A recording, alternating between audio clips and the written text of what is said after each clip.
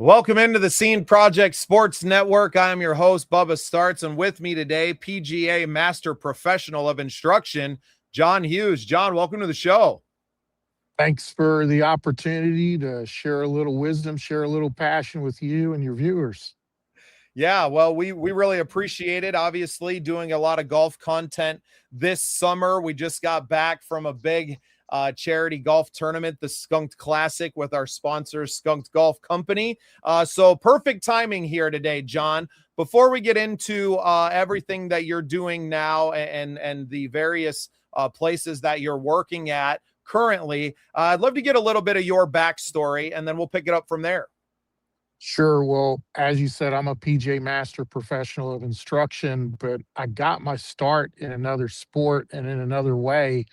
I played professional soccer till I was 20, and due to knee injuries and the league disbanding way back in the early 80s, I'm still in school, still living in the dorm, and a couple of buddies wake me up one morning at 6, clanging their clubs down the hallway, and I'd gotten in probably not too soon before them and had some choice words for them and asked them why they're playing golf at 6. And one leaned over and said, "Hey, you can drink beer at 6 o'clock in the morning at the golf course." So I'm like, "Count me in, give me 10 minutes." And off I went. And it became a hobby, like most people, most of your viewers, became a lifestyle, and then eventually a profession, which I've been at now for 36 plus years. I've been in the golf school business for 27. I'm fortunate to be ranked amongst some of the best golf instructors in North America through the various magazines. Golf Magazine is a top watch list instructor. Golf Digest magazine is a top in the state of Florida. And perennially with Golf Tips magazine, I'm always ranked in their top 25 and provide content to all those magazines. And right behind me, I have to give kudos to my home, the Omni Orlando Resort at Champions Gate. They're wonderful hosts, treat me like family, treat our guests and mutual clients like family. It's a wonderful place to come improve your golf skills. And as most of the best things in life start with a six-pack and a couple of buddies. Sometimes, absolutely. What was it about the instruction side of it? Because a lot of us pick up the hobby. Some people get fairly good at this game, but I think very few people take a step into that. I want to teach others how to improve their game. What was it about, maybe those early years of playing that really pushed you into that? Well, like most golfers, you have these dreams of grandeur that you're going to play the tour. And through my own athleticism, I played very competently, very quickly, and had those dreams of grandeur, and quickly found out that I could make a check on a regular basis doing anything but playing golf. That golf, you had to make a cut, very top heavy payment system as far as winners and everybody else, and come to realize that trying to create another professional career out of golf might be more than difficult. But internally, having come out of soccer, I knew the love for sports, the love for athletics, what it taught me as a human being, as well as having this desire to give back at a very early age, sort of saw me trying to take one of two pathways: coaching. And I believe great coaching not only can teach you and can tell you and can show you some props and demos. You've got to be able to actually do what you're wanting your client, your golfer, to do. And that was something I could no longer do with soccer due to knee injuries. But I also wanted to get into the front office part. As I played, I got to meet a lot of the general managers, the assistant general managers. I got to see behind the scenes. It was very intriguing. So owning my own business, my own academy here in Orlando, gives me the best of both worlds. From a coaching standpoint of view, we're never ever going to get rich. There's very few of us that are.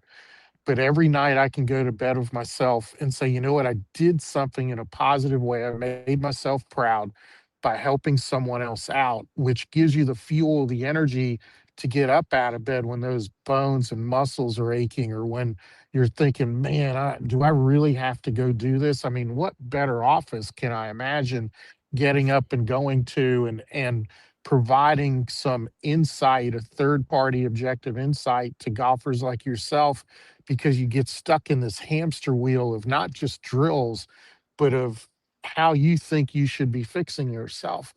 And to me, it's not a fix. It's let's start with working backwards and knowing that what you did with that golf ball was a result of everything else you did prior.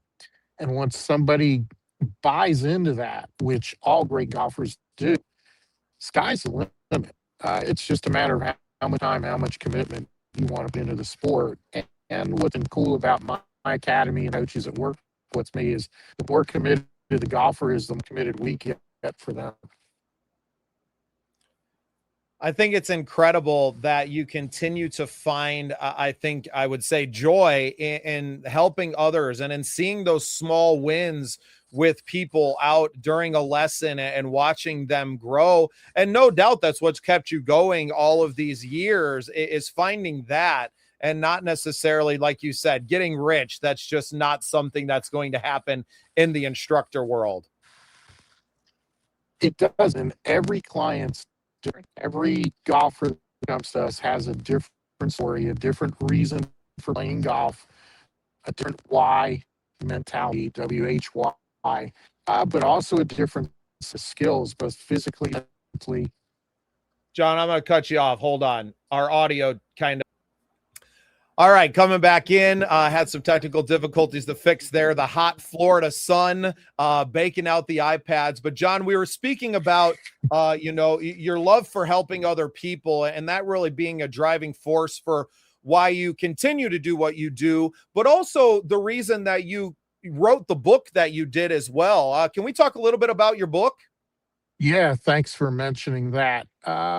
I've actually got 3 or 4 manuscripts always going on, and you're only as good as the last manuscript. So I looked at this a couple of years ago and said, I got to get one of them done. And through the frustration of coaching, I'll say higher handicaps that have other life priorities, such as family and job, and maybe not enough money to make a commitment or the commitment they want to make. There were some frustrating moments throughout my coaching career when somebody was coming in and looking for Cheech and Chong's magic dust that makes Santa's reindeer fly. And I'm sorry, I don't have that. But as I started taking notes and looking at things retrospectively, there were 6 things that really stood out, which comprise instant golf improvement. The book I published in October of last year.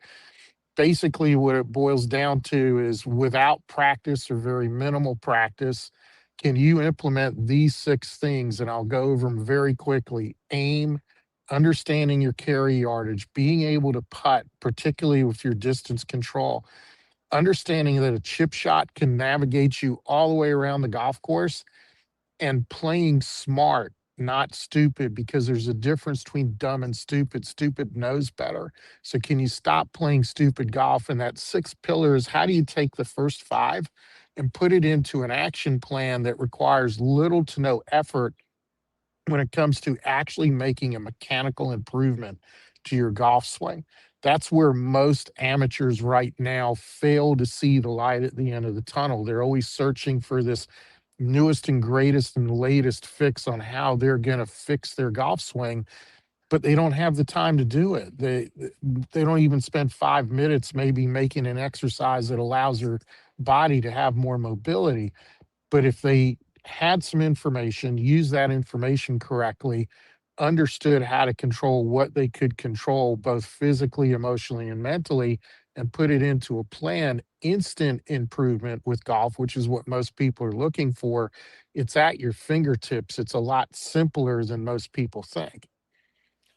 Well, and I think something that you touched on there, and it's funny how the world works. Everybody wants to drive the ball 350 yards, right? And we're all searching for that. But really, if you worked on your short game twice as much, you would lower your score maybe 2 or 3 times as fast than adding an extra 10 yards to your drive. You're not even using driver on every hole, but you're definitely going to putt. And it's sad that people spend a lot more time investing in that new driver technology or a ball that's going to go farther and all of these things, when really they could be spending a little bit more time on the green, understanding their distance, having a lot better feel on the green for a club that you're going to use on every single hole. And you're correct, Bubba. And the math for the higher handicapper, say the person shooting 95 or worse, the math adds up to exactly what you said, along with, hey, I'm off the green. I only hit 1 or 2 greens per round. How am I going to get that ball closer so my putts are not as distant? 3 putts are caused by your first putt, not your second or your third. You've probably left the putt either too short or way too long. It's rare that you're going to leave it wide right or wide left like a field goal kicker. So, how are you going to manage that remaining distance because you didn't get it close enough to tap it in or have a buddy go, hey, pick it up? That's a gimme.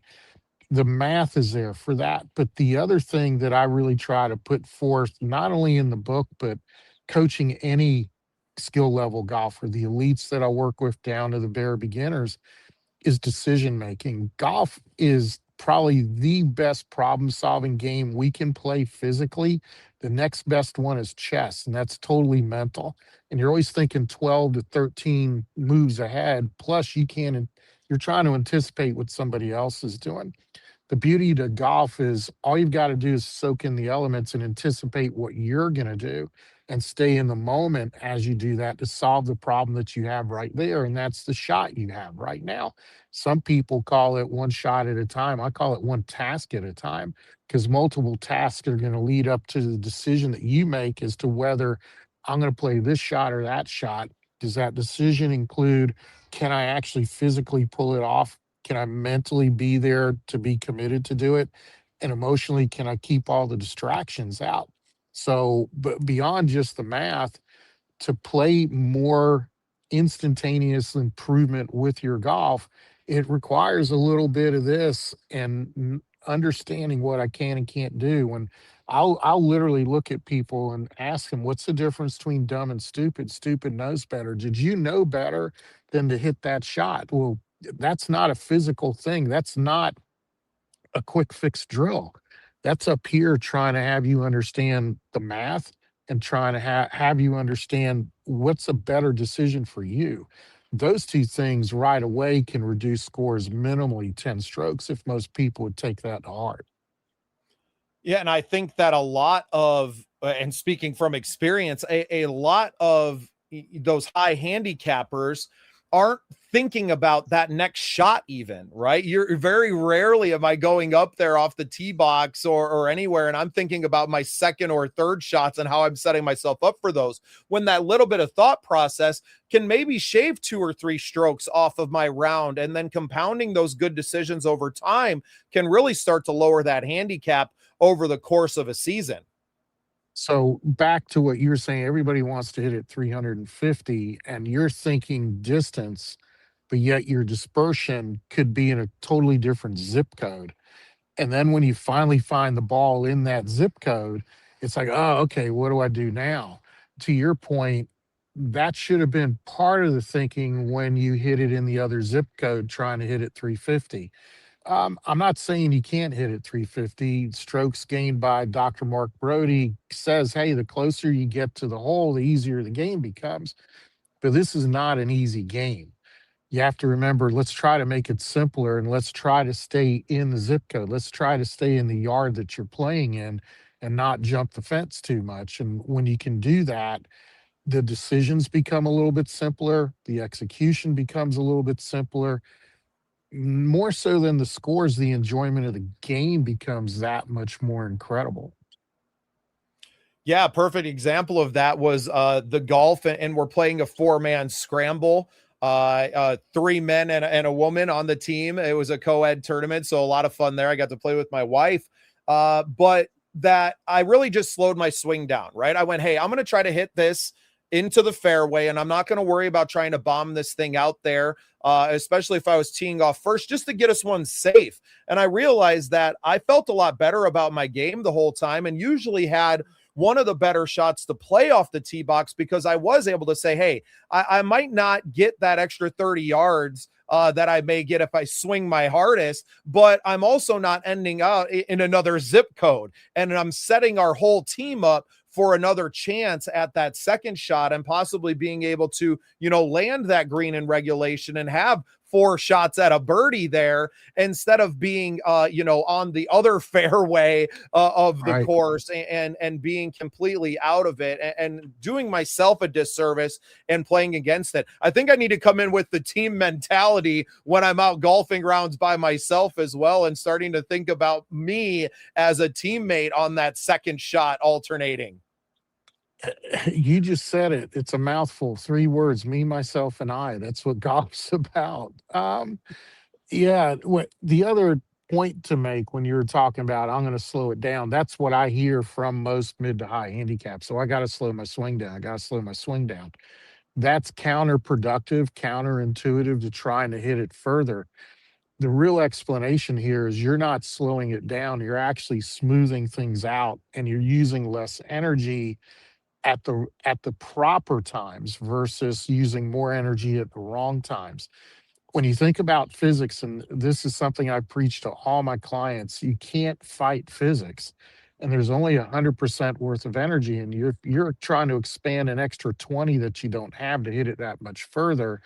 Then what are you sacrificing energy wise? Most likely your balance, and when you're off balance, your smoothness goes away, and there's no way you're going to swing any faster than you can remain balanced. Most higher handicappers call that, I'm going to get slower. No, you're just getting more balance so the swing can smooth out. And as you're smoothing out and relaxing, organically you create more club head speed. And oh, by the way, if you happen to put it in the sweet spot of the club, even more ball speed.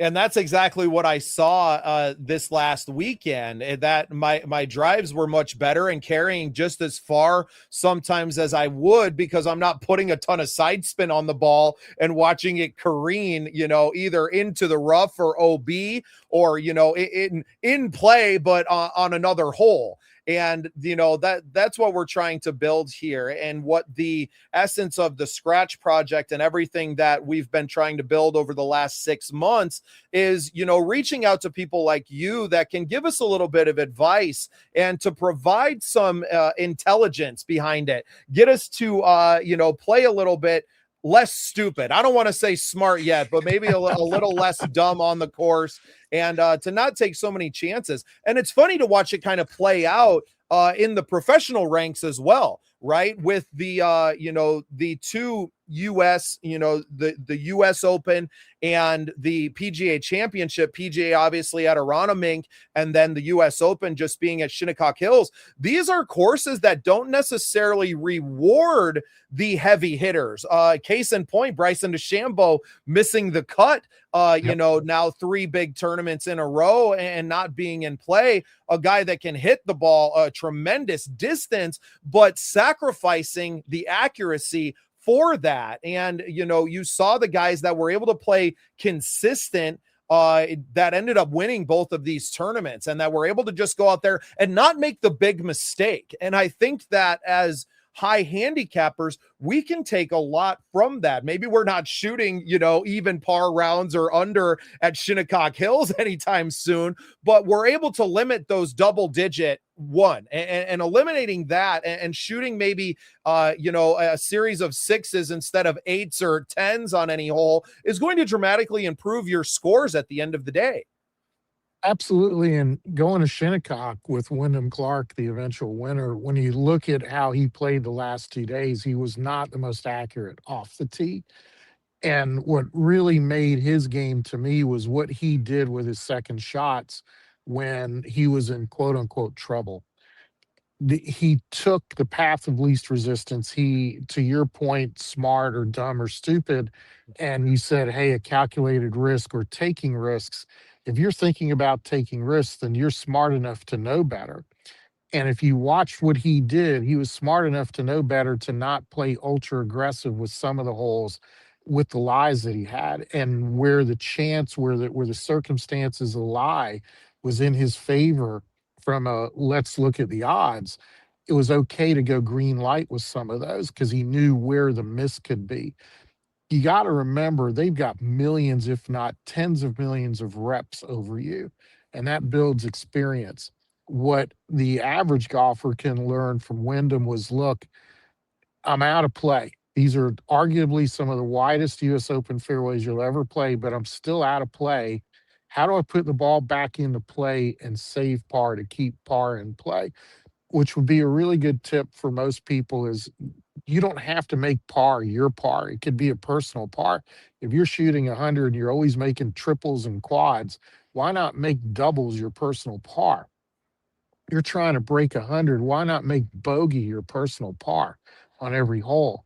When I get to the person who's really trying to break 90, become a little bit more net competitive using their handicap, I'll throw out the adage of let's look at threes and fives and learn to make pars.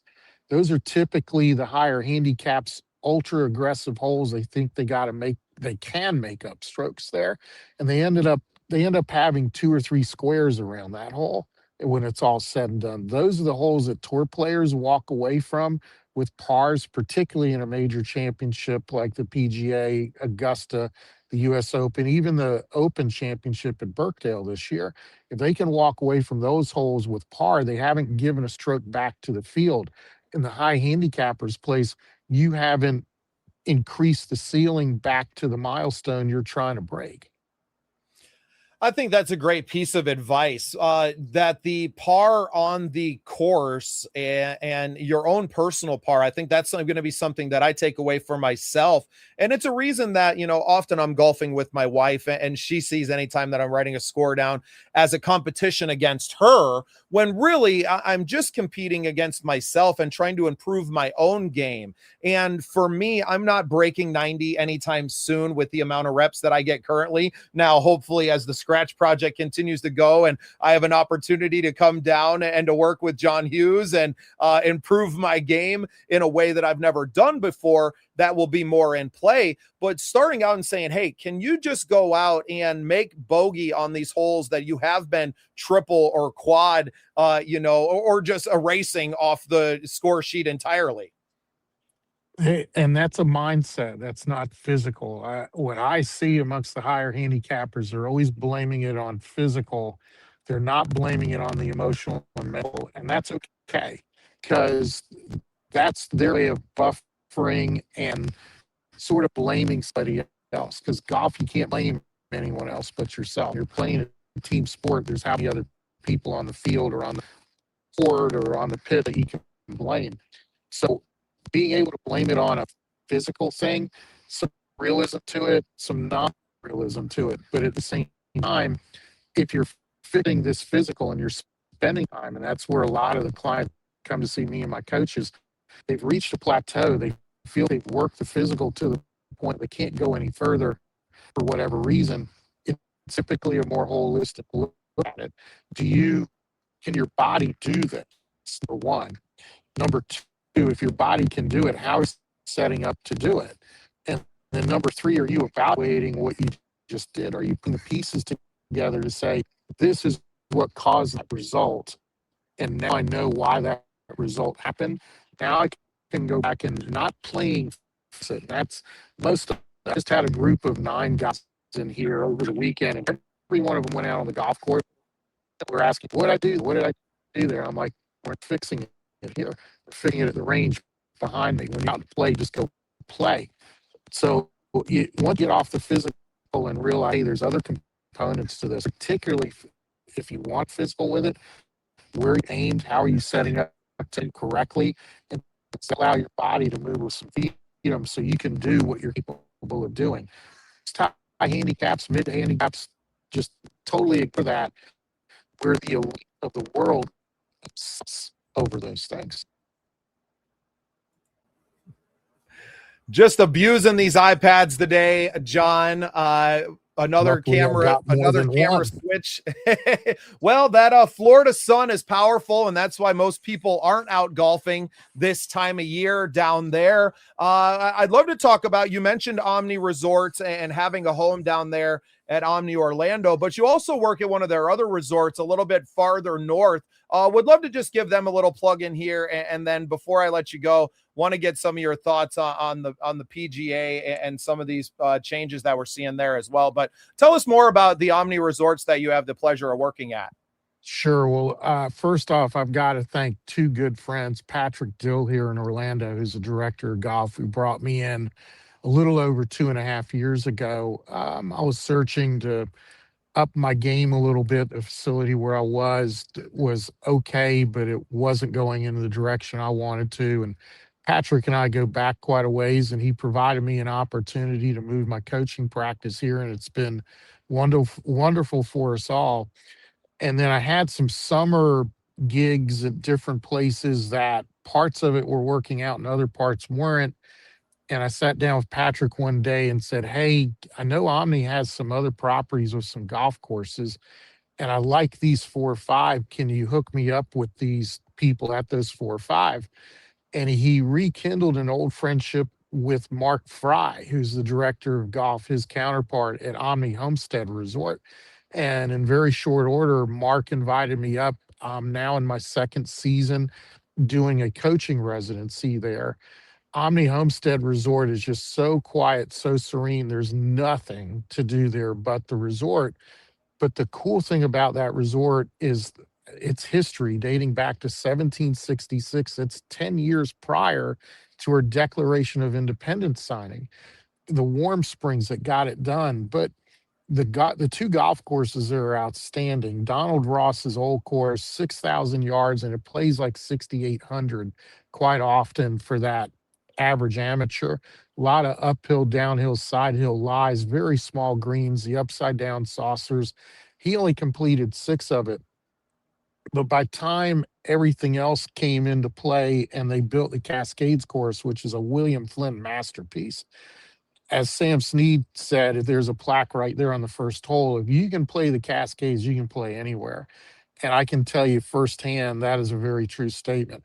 Perennial top 100 course. It's held 9 USGA championships, which only Oakmont and one other course in the country can boast that. And they have 2 more on the schedule and a third that will be probably announced here shortly. 2 wonderful facilities. I can't thank Omni enough. I can't thank Homestead enough and Championsgate enough for allowing me to enjoy this little piece of the world they have. How important are those relationships and having a home base for you? Because obviously, with your stature in the business, right, people are reaching out to you and finding that. It's not exactly easy to find facilities that are going to open their doors to you and provide that kind of space. So, what does it mean for you to have, the Omni Resorts really opening their doors to you? Oh, it means a tremendous amount. A little bit about my background is I'm the last brick and mortar director of instruction for Golf Digest schools. I was in that position for a little over 10 years for the company that had the licensing agreement. And one of the biggest parts of my job wasn't actually coaching. I had a docket, a portfolio of clients that I coached. It was the relationship with the facilities.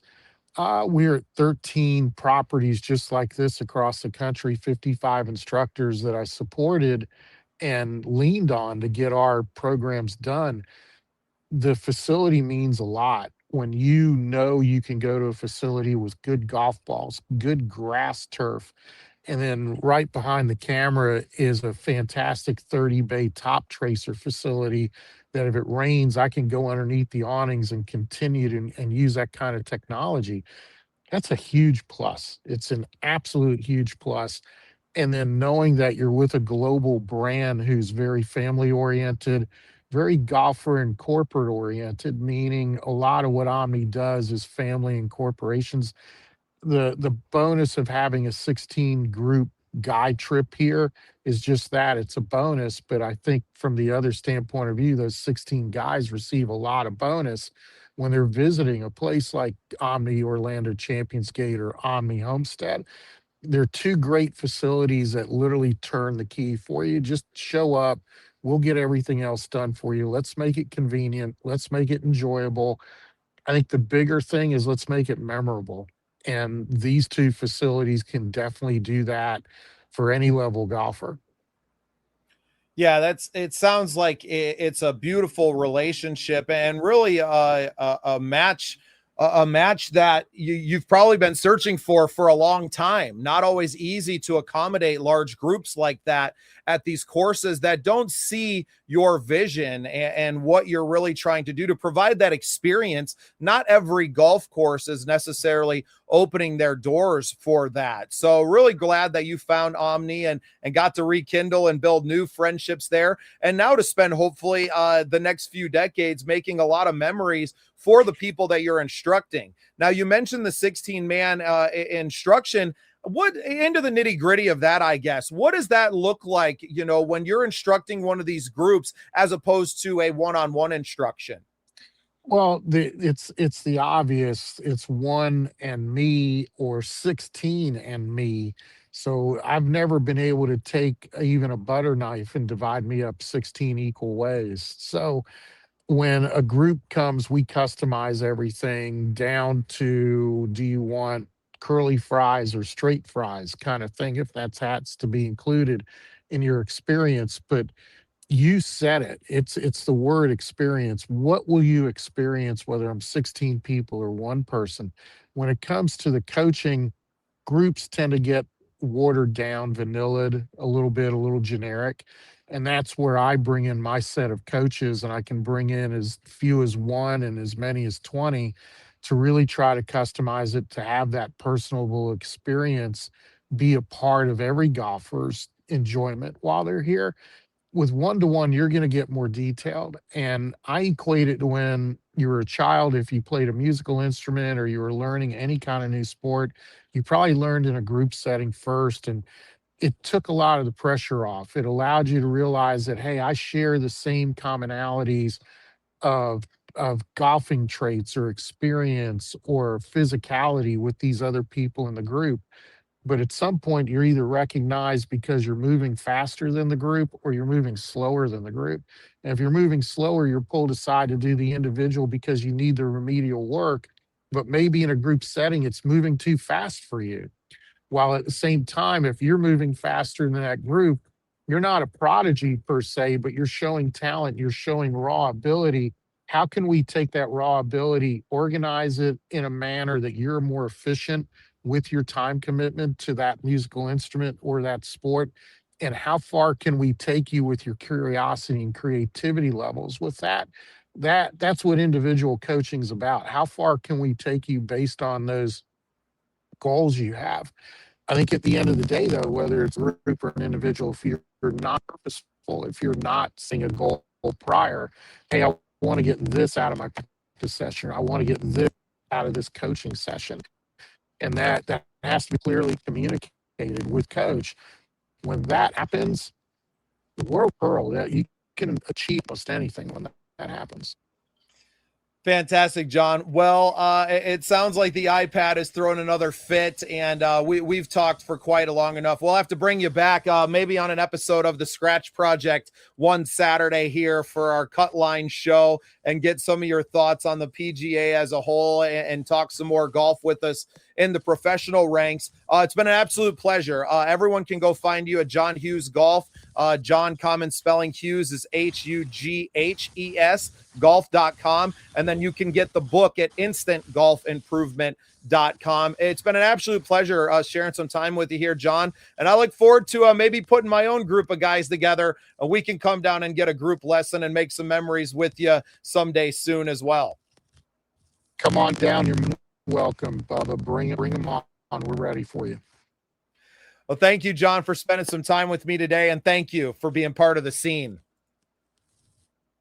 Thank you. Appreciate the opportunity.